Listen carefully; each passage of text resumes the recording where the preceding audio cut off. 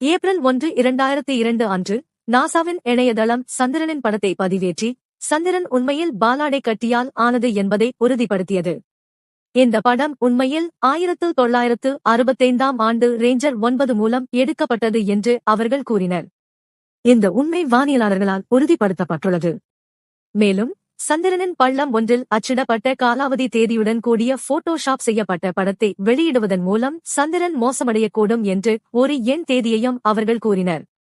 தகவல் எண் 2. பிபிசி ஒரு பகுதியை ஒளிபரப்பியது. அதில் சுவிஸ் விவசாயிகள் மரங்களில் இருந்து நூடுல்ஸ் அறுவடை செய்கிறார்கள். அதை உண்மை என்று நம்பிய பல பார்வையாளர்களை அவர்கள் ஏமாற்றினர். ஒரு தீவிரமான செய்தி நிகழ்ச்சியின் முடிவில் ஒரு குறும்பு பகுதியை ஒளிபரப்புவதற்கான அதன் முடிவுக்காக பிபிசி நியாயமான விமர்சனத்திற்கு ஆளானது. ஆனால் ஸ்கிரிப்டை எழுதிய வீலர் வருத்தப்படாமல் 2004 இல் பிபிசியிடம் கூறினார், தொலைக்காட்சியில்